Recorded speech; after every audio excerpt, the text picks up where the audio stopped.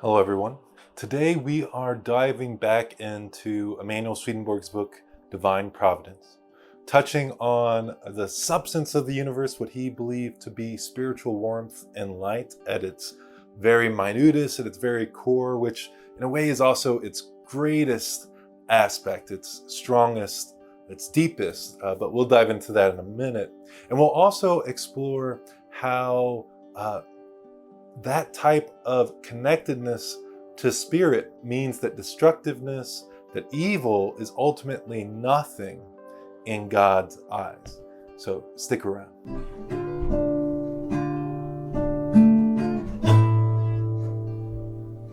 So if you're following along, and if you want to, head to section 4 of the book Divine Providence by Swedenborg. You can download it for free in the description if you're on YouTube, as well as on our website at Swedenborgiancommunity.org under free books. And it's a good download, even if you don't think you'll dive into such a hefty tome of a work. But I will say it's quite an impressive feat for an 18th century mystical theologian to be diving into the question of evil, the structure of the universe in such detail, and I've definitely found it inspiring in my walk, of course. I hope you will and have as well.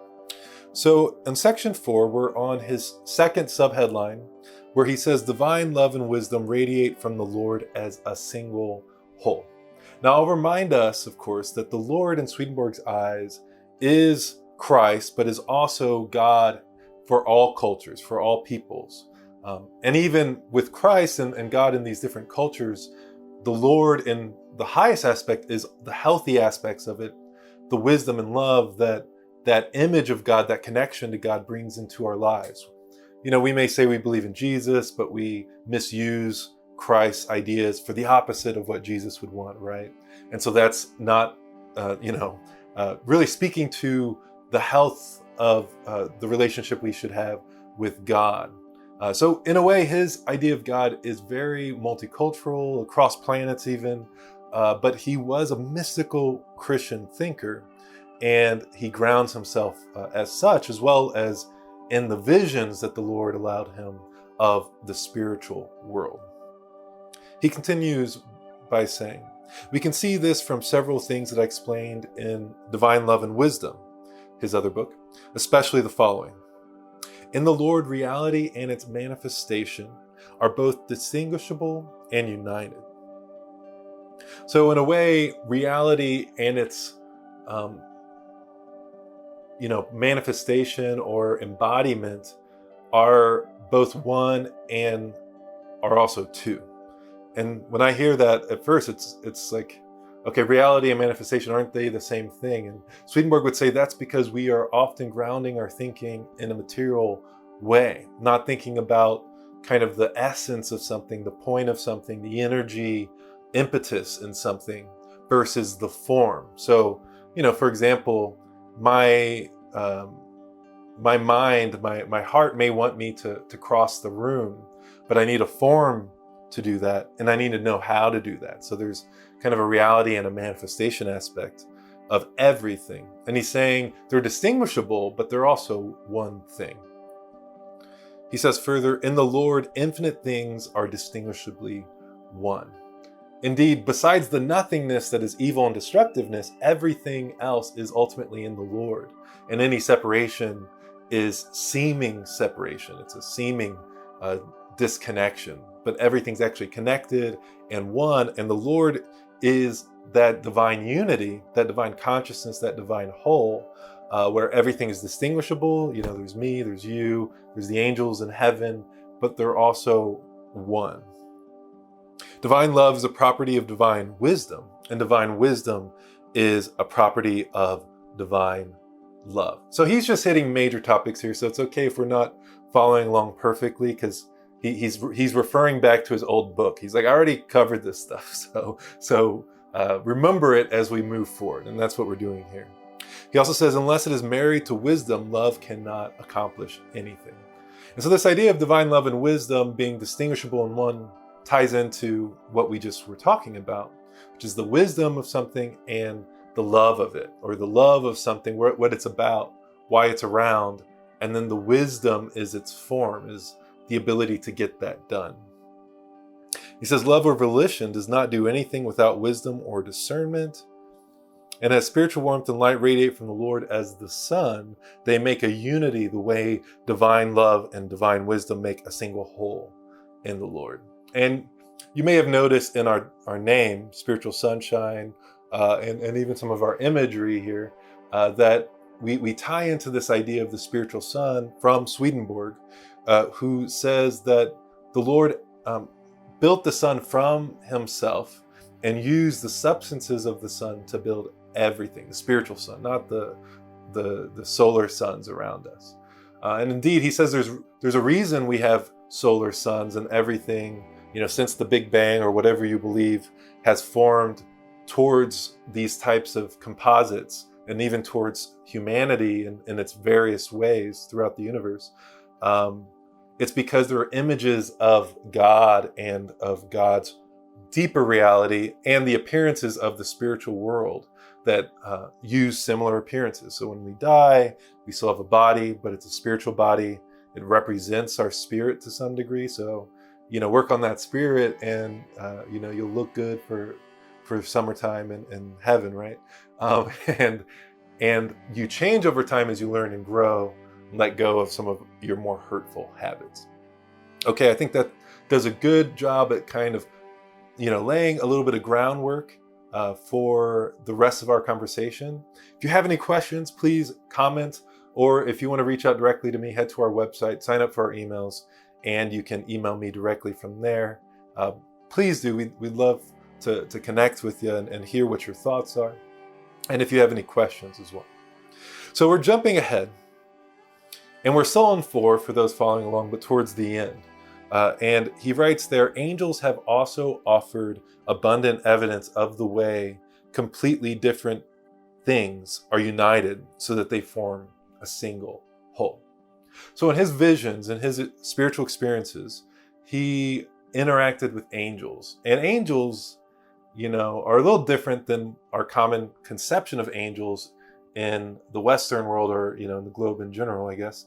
And that's that angels are people in heaven. That's it. People in heaven, maybe aliens in heaven, but he thinks that aliens that have the capacity to connect with heaven, that are sentient in the way we're sentient, are called humans in his mind. He has less of a, taxidermic or whatever analysis of it, and more of a spiritual one. And that's interesting because Swedenborg spent most of his life in scientific fields. And so when he kind of had this spiritual realization, he realized, human in its greatest sense is God, humanitarian, right? Of course, we use that word sometimes the opposite way. We use it in both ways in our language. We're like, oh, so human of you, or something like that. But in Swedenborg's idea, human is like an epitome of the divine, and we receive our humanity from God. And in a way, everything is to some degree human and points to the humanity, the divinity, really, the glorious humanity of God. So he breaks down the barriers of what we think of when we think of human. So let's just keep that part in mind. And here he says, angels have offered evidence. And so in heaven, you're still human in a spiritual way, and you're learning and teaching each other to some degree. And you're still doing useful things. In fact, he believed all the spiritual realm, especially heaven, gives forth to the natural realm, allows for the structures, the use, everything in the natural realm. So in a way, you're kind of building up the universe from within, so to speak. And he says they have called attention particularly to things within a person, where all the countless parts are similarly differentiated and yet are united. Differentiated by membranes and united by ligaments. So some of his scientific background kind of pops in there, even in his conversations with angels. Angels are like, we know you like talking about this stuff. But he also believed that angels in the universe of heaven, the universal heaven, the wholeness of heaven, formed a type of human image just like everything else. And so in a way, every part of heaven actually corresponds to parts of our bodies in Swedenborg's conception of it and what he learned from the angels, he says. And here he's using, or the angels are using, the parts of our body as an example, or as examples of how things can be distinguishable and yet one. He's like, well, you have liver, you have lungs, you have hearts, but that makes, you have a heart, that makes one you, that makes one us, right? And he's saying that's how the angels have described it to him. So they have said that it is the same with love in all its components, and with wisdom in all its components, which are perceived simply as unities. It's perceived simply as unity. So he's like, oh, there's a lot of stuff in love. There's a lot of stuff in wisdom. In fact, everything's made of love and wisdom. The energy of love, of attention, of compulsion, connection, community. He's saying that's the fundamental energy of the universe, builds everything. But you can kind of simply say, well, it makes a unity. It makes a unified whole. And then to section 5, subheadline 3, there is some image of this unity in everything that has been created. He writes, we can tell from what is presented throughout divine love and wisdom that in everything created there is some image of the divine love and wisdom that are whole in the Lord and that emanate from him as a whole. So everything created, there's an image of divine love and wisdom. So we're imaged in it, partly because it makes us, we're coming from it, but we're not quite a divine embodiment fully on our external levels, even if deep down our soul connection is with God and from God, as is often described in the world scriptures, especially the Bible. I really appreciate this kind of uplifting of this idea, because in Buddhism and Hinduism and in others, we get this a lot, where connecting with our core connects with the divinity, the unity, the transcendence of the whole. And often, in Buddhism, people say, well, there's no deities in Buddhism. Well, in the Buddhist scriptures I've read, I can't speak to every community on the planet, but in the scriptures I've read, it says, remember your deity, and also get to know the divinity, the unity, the transcendence in your core, at the core of your awareness that watches your mind. Stop identifying so much with your mind, bad habits, all that stuff. Get to know the core of your awareness.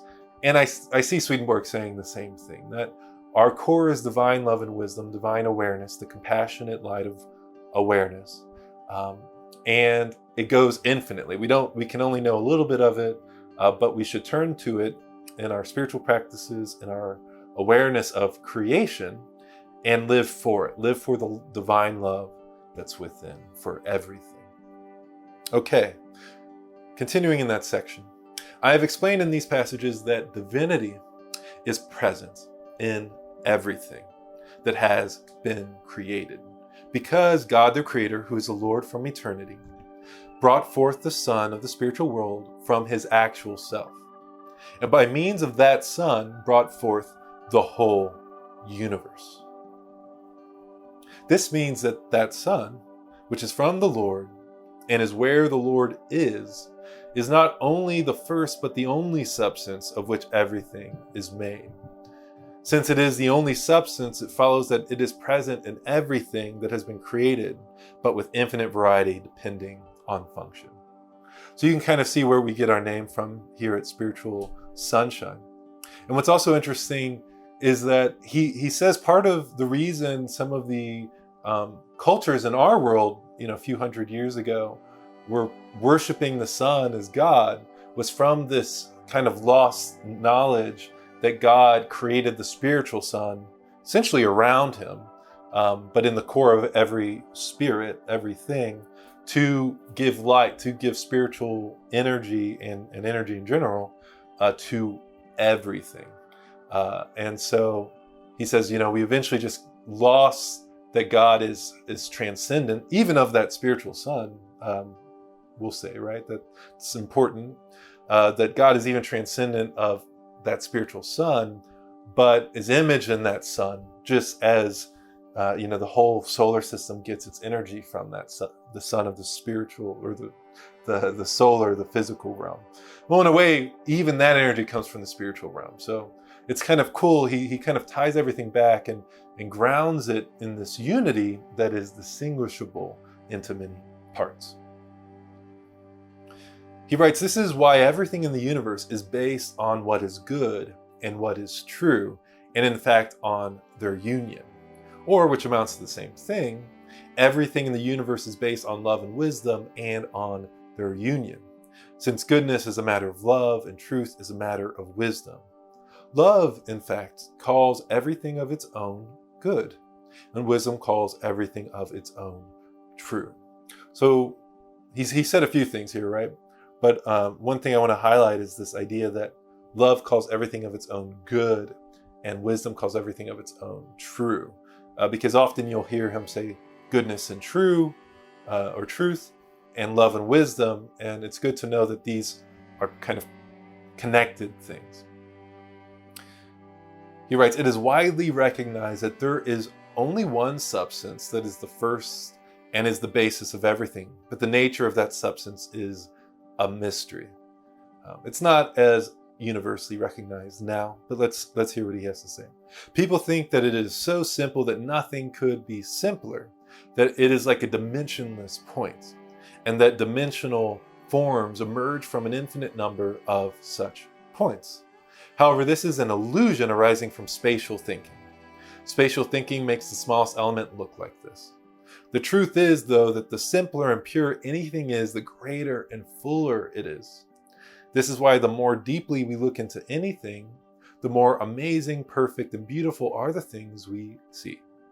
So, in the first substance of all, there must be the most amazing, perfect, and beautiful things of all." Well, what lovely wisdom and poetry from Swedenborg is the poetry of the universe. And it's interesting because I think it ties into what we know of the universe now a little bit better from quantum physics and our physics, that the smaller you get, the trippier those little particles are, right? Quarks and electrons, protons, and all the thing that folks call the God particle, the Higgs boson, and all that kind of thing. It behaves very interestingly, and we can measure it to some degree. It follows certain mathematical patterns, or should I say, the mathematical patterns follow it, because the math is like a painting of it. It's not the other way around, right? And so, but it's interesting because it's really amazing. It's really kind of trippy. And he's saying, "Oh, that's the way it is. That's the way it should be," because it's speaking kind of in symbolic terms, but it's speaking more closely to the truth of things, which is this grandiosity of spirit, the immensity, the infinity of the smallest non-dimensional thing that gives rise to everything, which is awareness, which is spirit, which is life from God, from the spiritual sun, right? This is because the first substance comes from the spiritual sun, he writes, which, as already noted, is from the Lord and is where the Lord is. That sun itself is therefore the only substance. And since it is not in space, it is totally present in everything, in the largest and the smallest components of the created universe. Okay, well, it's one of those things I think I had largely forgotten how clearly he just spells out this spiritual sun is in everything, totally present in everything, from the largest to the smallest. And so it speaks to the unity of everything, speaks to the reality that when we're so focused on ourselves and differentiating ourselves in selfishness, selfish habits, the reason that's so destructive, the reason we find a lot of anxiety, fear, and detachment in a bad way, kind of like, anxious coldness, right, is because it's not true. We're focusing on a false identity of self. We should more focus on the whole reality of things, that we're connected to everything. We should love everything. And we'll find some peace there, peace beyond imagining, it said, and God in the midst of that. Okay, we're jumping quite a bit ahead to section 10, subheadline 5. The good that love does is actually good only to the extent that it is united to the truth that wisdom perceives. And the truth that wisdom perceives is actually true only to the extent that it is united to the good that love does. So here he's hinting that these things, and he touches on it quite deeply in other places, that love and wisdom or goodness and truth are only genuine, only true, goodness, only true truth to the extent it's connected to the opposite, or not to the opposite, but its other distinguishable self, which is either truth or goodness or love and wisdom. And so he's hinting at how, we can sometimes use truth for evil, and it's not really true because at its core, it's not connecting back to its purpose. True things are true. Sharing truth is to uplift good. And he says this might be a little confusing, and we'll read that. But we may get a little semblance of an understanding of it when we start thinking about how everything in its form, in its actual form, not someone lying about its form, has its function. It's there for a reason, whether it's wood, whether it's air, even the earth, all the energy of the universe, sunlight, all plants, all humans, everything you will encounter, even rocks, have purposes and can be used for things and have a form that is useful. And so there's a love there, that's what it's used for, what it can do, and the form allows it to do it. And us humans, we have all our limbs, all our faculties to live, to lean into goodness in our various ways. I think he'll explain it better, so let's keep reading. We know that everything good and true comes from the Lord. So because goodness forms a single whole with truth and truth with goodness, it follows that if anything good is to be really good and anything true is to be really true, they need to form a single whole in their vessels. These vessels are heaven's angels and we who are on earth. It does seem as though something good could be real apart from something true, and that something true could be real apart from something good, but this is not the case.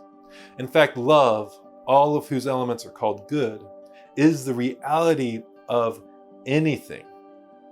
And wisdom, all of whose elements are called true, is the manifestation of that thing that follows from its reality, as I explain in Divine Love and Wisdom.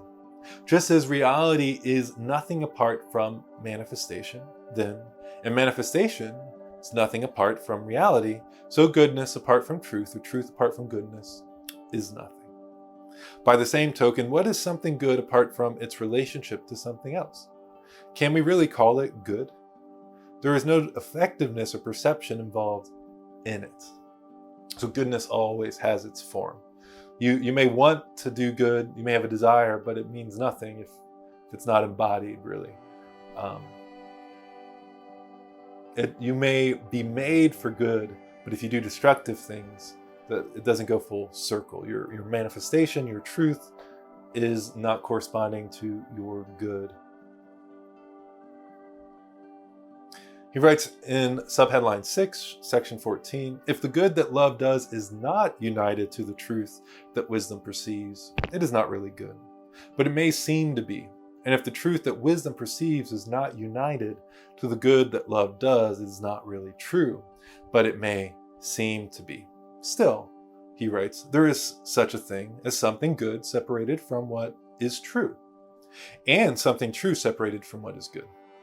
This happens with hypocrites and flatterers, with all kinds of evil people, and with people who are involved in good on the earthly level, but not at all on the spiritual level. So I think it's funny that he says, these things are nothing, they don't exist, they have no reality. But then he says, but there is such a thing as not that thing. And I think he's talking about in our perception in time. In the material world, these things exist, but their reality is transient.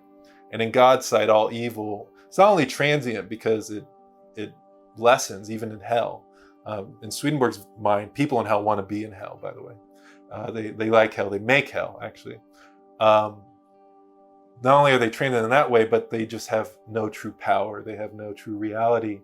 But they may seem to in time, in history, in our perspective, especially when we're not aware of the divine providence of the thing, of the full.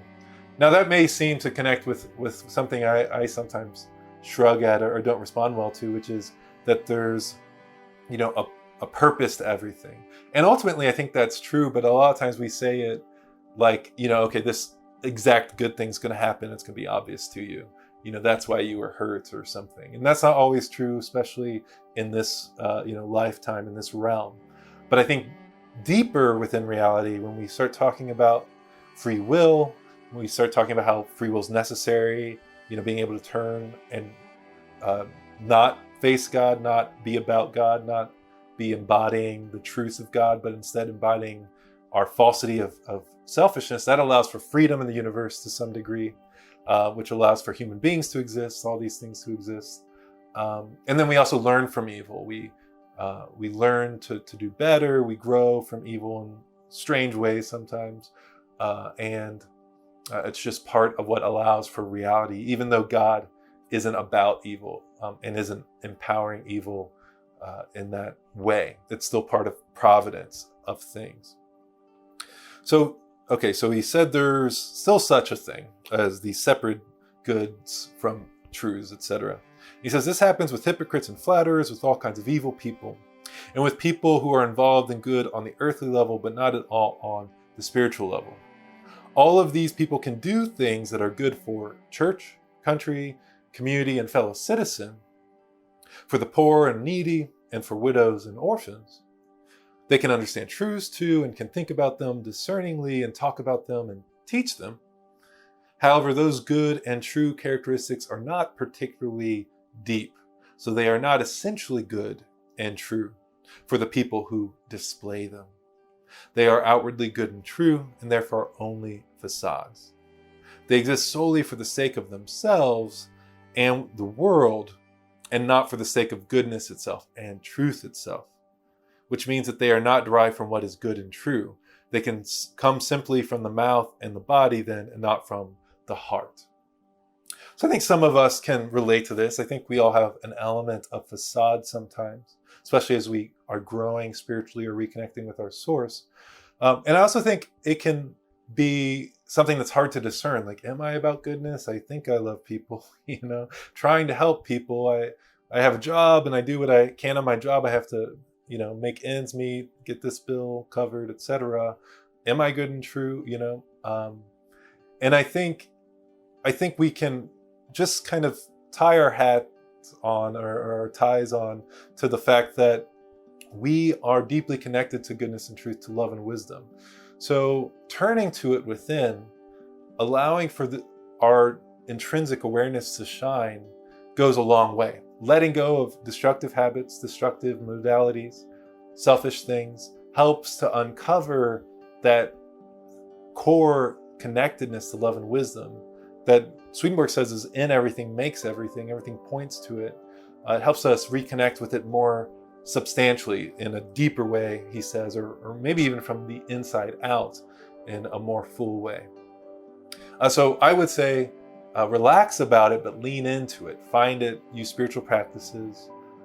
Allow yourself to see where bad habits come from, just being aware of them as they come up, not fighting them all the time or writing them as, okay, this is the thing I really am attached to, that I really love and desire. Like, finally, I got it. That kind of attachment breeds a lot of disconnection and anxiety and pain. It's not really what we're looking for. We're looking for the reality of God within. And so, taking those steps is important, but it's good to note we can't really lose it, but we shouldn't hang our hats on that. And I also think it's interesting here that, this facade of goodness and truth is often all we care about. Like, are they actually doing good and true? Well, they're a little bit arrogant, they're a little bit mean, but look what they're doing in the world. And Swedenborg saying, no. Even if they're doing it for the world, if you're not doing it for love itself, truth itself, which is ultimately the substance of everything, the reality of everything, then you're disconnected. You're a little shallow, which can be tough to hear for some of us, I think. And so being about truth itself, love itself within and within other people, right? Because then you're invited to help people just ground themselves, find that loving compassion and awareness within, that wisdom within, and let go of all the things we're freaking out about, even as they happen. Yes, so it's similar to that kind of Buddhist approach to reality, of being about deeper things, and it'll manifest more outwardly, and ultimately you'll be less impacted by the outward hurtful things and more able to help with them in a real deeper way. So jumping ahead in Swedenborg's book, Divine Providence, to section 19, subheadline 8, if something is focused on what is both good and true, then it is something. But if it is focused on what is both evil and false, it is not anything at all, Swedenborg writes.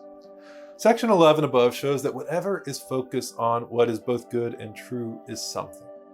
And it follows from this that anything that is both evil and false is nothing. Being nothing means having no power, no trace of spiritual life. And then I could ask, well, what's no power, Swedenborg? What's no trace of spiritual life? But I think it's good to remember that ultimately being centered on evil and falsity is nothing. It has no true power. Further, he writes, because evil people have no power, all hell is a virtual nothing in the Lord's sight, an absolute nothing when it comes to power. I have seen this quite convincingly time after time. The remarkable thing is, though, that all the evil people believe they are powerful, and all the good people believe they themselves are not.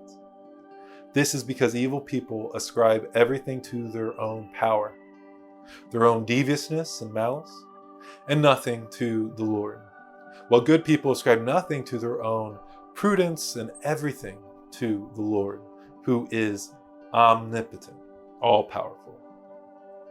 Okay, so good people have true power, according to Swedenborg, and he says that's most manifest when we become angels, but in general, good people, that good part of us has the true power. The hurtful part of us, spirits, people who are more centered on evil and falsity, you could say, but that destructive, selfish part of us has no true power, even though it thinks it has power. And so we see that in our ego all the time, in our mind, all of this circling around parts of power over people by judging people, power over self, the power of self not feeling up to the power of other people, so we're hating on each other and we're or ourselves, and we're anxious and fearful. All that has to do with ego. We can let that go. In fact, one of the benefits I see in meditation often is when you're just watching your mind, you let go of your mind. So it's saying, shut up, it's saying this or that. It can keep saying that. You're not actually trying to turn it off. And that's actually a helpful thing to know about a lot of healthy meditation, in my experience. What I hear in a lot of Hindu and Buddhist sages is just listen to that part of your mind. You may even be saying something like that, but become aware that you're more that awareness watching your mind than you are that rambling mind that is all about ego. You're more connected to the source. That's your reality. That source is your reality because it's the only reality. The more your mind is caught up in this nothingness of falsity, the more it's nothing, even though it seems like everything to us, and we think it's all powerful, and we think all these things, everyone else's opinion around us is all powerful, and all our modes of society that are actually destructive are all powerful, when they're literally, spiritually, nothing. I keep pointing at the camera today. Maybe it's my new thing. I hope you don't mind. And he goes on to write, another reason anything both evil and false is nothing is that it has no trace of spiritual life. This is why a hellish life is called death rather than life. So since anything that exists belongs to life, nothing that exists can belong to death. Wow. So he's saying a life that's hellish is called death. And it is death. That's why it's called the second death in Scripture. You may have run across that at some point in your perusing. It's called the second death. Why? Because it has no reality. It doesn't actually exist. Good point, Swedenborg. Something for us to carry forward into life, remembering that all this nonsense that our heads can be about, that the world can be about, is death, is essentially nothing and powerless. It says people who are involved in evil and in truth at the same time can be compared to eagles that soar high overhead but plunge down if they lose their wings. Something like this happens to people after death when they become spirits. If they have understood, discussed, and taught truths but have never turned to God in their lives. Their comprehension lifts them on high. And sometimes they get into heaven and pretend to be angels of light. However, when they are deprived of their truths and dismissed, they plunge into hell. Eagles mean predatory people who have intellectual vision, and wings mean spiritual truths. And this is something to guard against in ourselves to some degree, or at least be aware of, is our ability to use even the most manifest spiritual truths for no good purpose at all.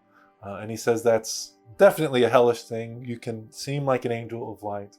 He says it's imaged in an eagle flying with wings that eventually loses its wings and crashes. So interesting imagery there.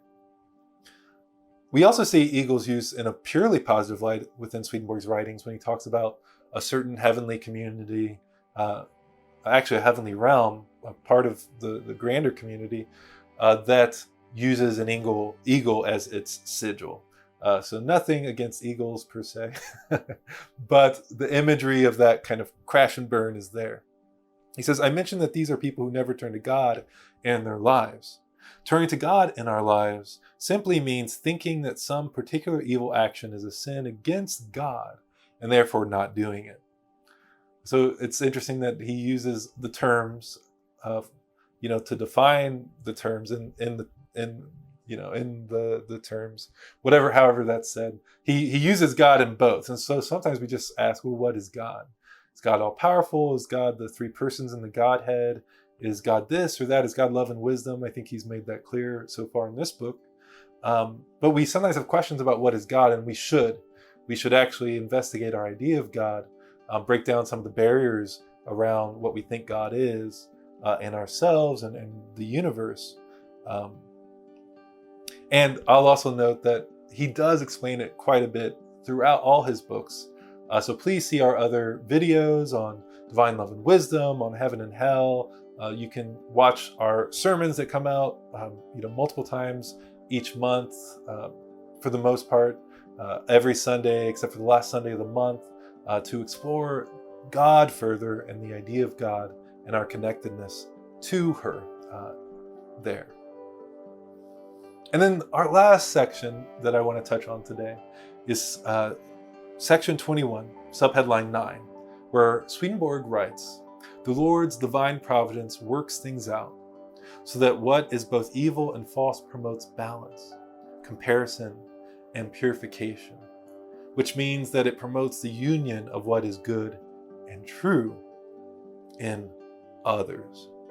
So it's interesting to end on evil, but it's this interesting concept that Swedenborg is introducing throughout this text, that evil can be used for good, and that it's part of divine providence to allow people to be centered on evil. Not only because it's part of free will and that allows for human life to exist, but because divine providence actually uses that, says, okay, it has to be here, but I'm going to use it to promote balance, comparison, and purification. Balance, comparison, purification, which means that it promotes the union of what is good and true in others. So what promotes balance, comparison, and unification actually promotes the union. And that's one reason I think that feelings of disbelief sometimes are healthy.